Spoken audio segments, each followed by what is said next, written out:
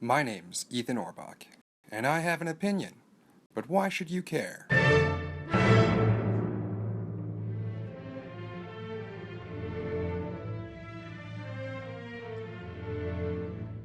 Batman v Superman Dawn of Justice was released 2 Fridays ago, and to say it was met with a mixed critical response is an understatement. With a 29% on Rotten Tomatoes from the critics and a 71% from the audiences, and a Metascore of 44 out of 100 and a user score of 7.4, whether you are a fan of the film or not, it is undeniable that the situation is a catastrophe. Since the film's release, the studio and production team have already gone as far as to release a deleted scene and issue a number of statements, including there being a disconnect between the critics and the audiences, at an obvious attempt to damage control the situation.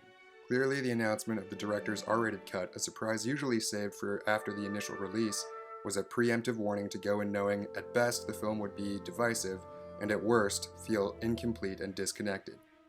I'm here because I love film and I love these characters, and I wish to reach out to the filmmakers I respect to give the film what it deserves: a thorough critical analysis in order to determine just what went wrong in the most constructive way I can.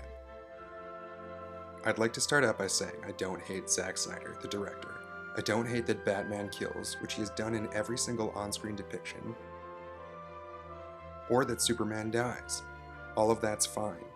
Many want Snyder fired, but from the bottom of my heart, fire the entire marketing department first.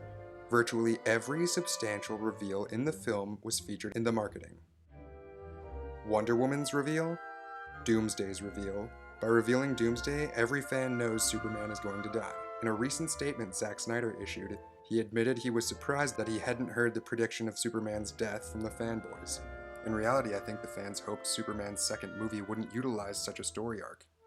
The promotional material also heavily featured Batman's one and only solo fight scene, which came at the 2/3, 3/4 mark of the film, was spectacular but mostly spoiled. Many critics have stated the film is no fun or joyless, while fans of the film defend it, saying its dark tone is necessary to contrast Marvel's lighter tone. But a film can be both dark in tone and contain joy. Not much of the plot or story would have had to change if they had simply thrown in a few moments showing the heroes enjoying what they're doing. That is why Clark and Bruce do what they do, because they enjoy it. Clark isn't Superman because his dad died, he's Superman because he loves saving people. He can do what no one else can, who couldn't enjoy being Superman. There's nothing wrong with him being conflicted, but at his core he does it because he loves it. Same as Batman, really. Unanimously, the film contains plot holes, be them small or large, but instead of simply writing it off for such flaws, I'd like to clearly point out the most aggravating ones. The biggest contributing factor being that no character seems to have any clear motivations. Starting with the fight itself, in a film that is titled to indicate that two characters we know to be good guys are going to fight, the reason they fight must be a good one. So why are they fighting? In the comics, they've fought multiple times, usually because someone's brainwashed. In this, Batman basically just doesn't trust Superman because he has powers and decides he needs to kill him, which sounds more like Lex Luthor. Superman needs help finding his mom? Why can't he save her like he just saved Lois? Lex Luthor is just an unimaginative mom snatcher? I would have rather seen one of them brain-controlled, demonstrating Lex's power and not leaving the world's greatest detective looking like he just doesn't care about all the facts, or that the most powerful being in the galaxy needs help from Batman to save his mom. Lex could have also incriminated Batman for the kidnapping of his mother. Not taking into consideration the lack of motivations for the title fight, the fight itself was really nothing impressive. Batman mostly shot stuff at Superman, and Superman mostly threw him through walls. And when it does come to blows, since Superman is not a trained fighter, the fight choreography was underwhelming. Without the two characters having any real history or relationship, any character development opportunities are lost. Remember Anakin vs. Obi-Wan? Sure, the film wasn't great, but that fight was heartbreaking. If Batman had had time to be allies with Superman before they fought, Batman could have spent time training Clark in fighting, and they could have been more equally matched when they were at the same level of strength. and Superman looking like a flying MMA fighter would have been amazing. Why do they stop fighting? Because both of their moms are named Martha? Or because Superman has a mom at all? Or because Lois just showed up and she's the key to everything? If Batman were fighting a brainwashed Superman and he knocks him out, or vice versa, or they put the Luthor puzzle pieces together and realized they were both pawns, that would have been a stronger choice. Moving on to what might be the most controversial aspect of the film, the introduction of the new character Jesse Eisenberg's Lex Luthor. He is another prime example of unclear motivations. So why does Lex Luthor hate Superman and/or all metahumans? And how does Lex know Superman's identity and the US government doesn't? Lex Luthor is not the Joker or the Riddler. He is a sophisticated businessman who believes knowledge is the greatest power. Mad Scientist is an antiquated caricature. Jesse Eisenberg's portrayal of Lex Luthor was jarringly animated for a movie taking itself so seriously, which again would have been okay if it were the Joker.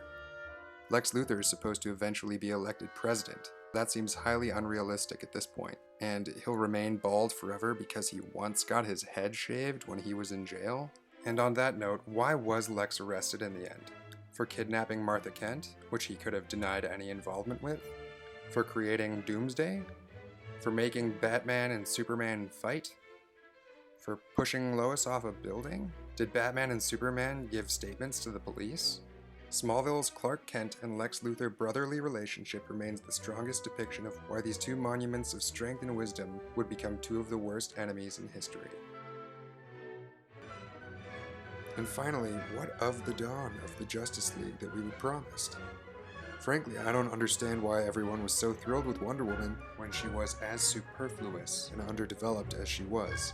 The Secret Files Easter egg plot device is now the second to recycle it from Weapon X's William Stryker files from X2 X-Men United, after Dane DeHaan's Harry Osborn found Oscorp in The Amazing Spider-Man 2. Instead of having us watch a video of characters watching videos of characters, pull a major surprise.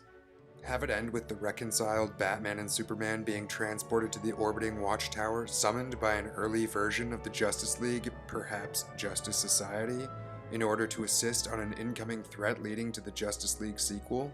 Or something like that even with Superman Past.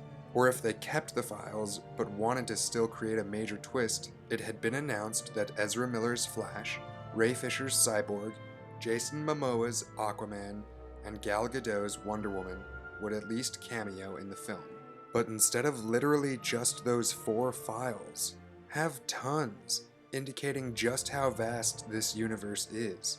Warner Brothers and DC have a huge advantage over Disney and Marvel, in that DC still holds all the film rights to its characters: Dr. Fate, Martian Manhunter, the Green Lantern Corps and all the Lanterns, Hawkman and Hawkgirl, Blue Beetle, and what of the metahumans on the Suicide Squad, the next film in the DCEU franchise. If they had alluded to all these characters, it would have been the most amazing promise and Easter egg of all time. Ever. Finally, looking back, I'd like to note some choices I would not have made as a fan from the pre-production stages. I would not have made this the follow-up to Man of Steel. Instead, the solo Ben Affleck The Batman film should have been released in order to justify his paranoia and brutality in this film. Without the knowledge of Bruce Wayne and Batman's extensive 70-plus year history, he comes off as a homicidal maniac, which is not who Batman is. I also would not have named this Batman v Superman Dawn of Justice. It could have simply been titled Batman, Superman, and not have depended on the promise of the two fighting, and have let that plot point alone be a surprise. It would have also indicated an emphasis on those two characters, which in any case should have been more highlighted in this film. Or it could have been called Justice League Part 1, The Trinity, and have made a stronger choice differentiating itself from the Avengers by assembling at least a small portion of the team before their solo films. Anyway, thank you for listening and/or watching.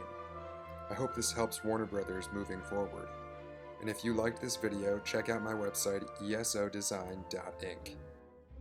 And look for my next video, where I'm going to pitch to you my Superman movie story. Hope you enjoyed, and come back for more film analyses and stories soon.